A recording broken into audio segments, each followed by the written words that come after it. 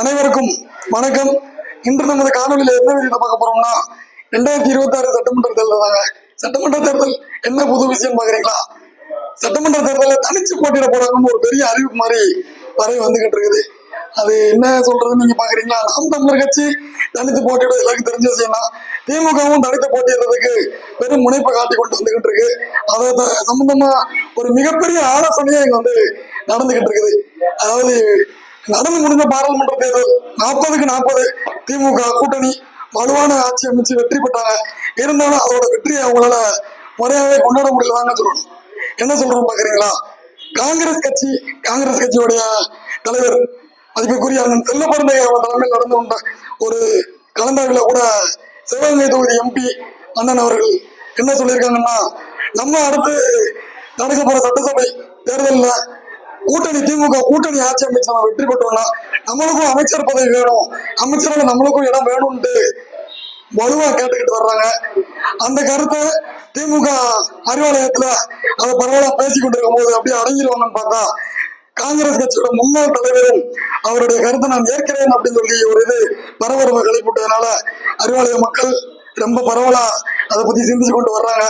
இது ஒண்ணு இப்படி இருக்கையில நம்ம மதிப்புக்குரிய விசிக தலைவர் திருமாவளவன் அவர்களும் அடுத்து வரக்கூடிய சட்டமன்ற தேர்தல் நாங்களும் அதிகப்படியான இடத்துல போட்டியிடுறதுக்கு ஆர்வமா வர்றோம்னு சொல்றதோட தமிழ்நாட்டில் இருந்த சட்டம் ஒழுங்கு சீர்கேடு சம்பந்தமா தொடர்ந்து பேசிக்கிட்டு வர்றாங்க. மேடைக்கு மேடை பேசும்போதும் நம்ம திமுக வெற்றி வந்து கூட்டணி ஆட்சியாலதான் வெற்றி பெறுது, கூட்டணியே பலம்ங்கிற மாதிரி பேசி வர்றாங்க.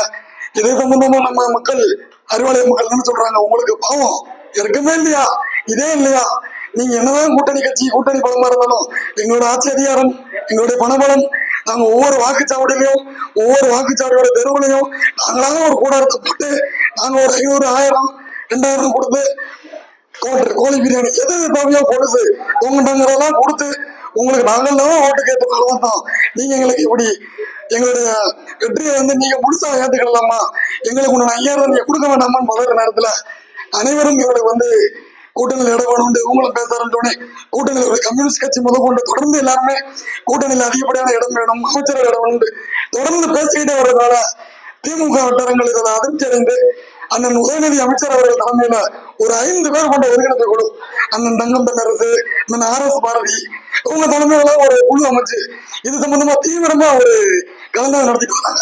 அண்ணன் உதயநிதி அவர்கள் வீட்டுல கூட 234 சட்டமன்ற தொகுதியோட பொறுப்பாளர்களை வர வச்சு ஒரு பெரிய விருந்தை நடத்தி இது சம்பந்தமா ஒரு மிகப்பெரிய ஆலோசனை நடத்திட்டு வராங்க. அவங்க இப்ப கூட்டணி கட்சிகள் எனக்கு தொடர்ந்து இடம் வேணும், அமைச்சர் இடம் வேணும் கேட்கும் பட்சத்துல தனித்து போட்டியிடவும் நம்ம தயாரா இருக்க வேணுங்கிற முடிவை எடுத்துட்டாங்க.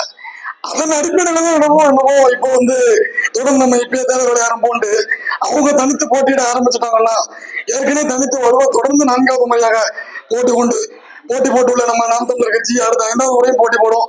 மக்கள் பார்வை அவங்க பக்கம் தான் திரும்புறதுக்காண்டி தொடர்ந்து தேவையற்ற அவதூறுகள், தேவையற்ற விஷயங்கள், ஆடியோ வெட்டி ஒட்டி பரப்புறது வைக்கிறது இதெல்லாம் பண்றதுனால வந்து நாம் தமிழர் கட்சியோட தம்பி தங்கைகள் அண்ணன் சீமானவர்கள் மீது உள்ள நம்பிக்கை இழந்துருவாங்க, கட்சி உடஞ்சிரும் பெருஞ்சிருங்கிற ஒரு என்ன சொல்றது ஒரு தேவையில்லாத ஒரு நம்பிக்கை அவநம்பிக்கை உண்டுபடுத்திடலான்னு ஒரு நாகரிகமற்ற அரசியல அவங்க வந்து எடுத்துக்கொண்டு வராங்க. இது வந்து எப்படின்னா இது வந்து பார்க்கும்போது அவங்க நினைக்கலாம் நாம் தமிழர் கட்சியில உள்ளவங்க வந்து திமுக அதிமுக மாதிரி தொண்டர்கள் அப்படின்னு நம்ம வந்து காசு கொடுக்காம போற வந்து அண்ணன் தம்பிகளும் குடும்பமா பயணிச்சுக்கிட்டு இருக்கிறோம்.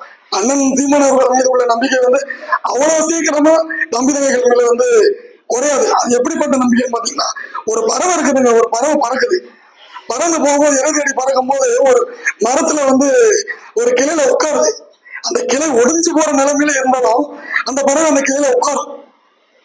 அந்த கிளை ஒடிஞ்சு விழுந்தாலும் அந்த பறவை வந்து அப்படியே பறந்து, எதனால அது மக்கள் சுத்தி உள்ளவங்க மேல உள்ள நம்பிக்கை கிடையாது, தன் இறகு மேல உள்ள நம்பிக்கை அதோட நம்பிக்கையில தான் பறவை வந்து அதுல போய் உட்காருது. அந்த நம்பிக்கையும் நாங்கள் எங்கள் அண்ணன் சீமானவர்கள் மீது வைத்த நம்பிக்கையும் ஒன்றுதான், அசைக்கவே முடியாது. நீங்க எவ்வளவுதான் வந்து நீங்க அவதூறுகளை பரப்பி எங்களை வீழ்த்தலாம் நினைச்சாலும் கழுகு பறந்துலாம் மறக்க மாட்டீங்களா? மழை வந்துச்சுன்னா எல்லா காக்கா குருவி இதெல்லாம் வந்து ஒரு மரத்தோட கூண்டுக்குள்ள இதுக்குள்ளதான் போயிடும். அந்த கழுகு பறந்துலாம் வந்தீங்கன்னா மேகத்துக்கு மேல போய் பறக்கும், அந்த தடையவே முற்றிலும் தவிர்க்கும். அது போலதான் நீங்க என்ன தடையை உண்டு பண்ணாலும் எதை இது பண்ணாலும் நாங்க தொடர்ந்து தனித்து பயணிச்சு வெற்றி காண்போம். நீங்க திட்டமிட்டபடி இந்த 2026 நீங்களும் தனிச்சு கிளம்பான ரெடியா இருந்தீங்கன்னா ஒருவேளை அதை உறுதிப்படுத்தினீங்கன்னா திமுகவும் உதயசூரியன்ல 216 தொகுதியில தனியா போட்டி போட்டுச்சுன்னா உண்மையிலே அந்த தேர்தல் உங்களுக்கு சவாலான தேர்தலா இருக்கும் நாங்க சத்தியமா கூறி சொல்கிறோம். இது நடக்குதா இல்லையான்னு பாருங்க. தொடர்ந்து நம்மளுக்கு அடுத்தடுத்த காணொலிகள்ல அடுத்தடுத்த விஷயங்களை பார்ப்போம். நன்றி, வணக்கம்.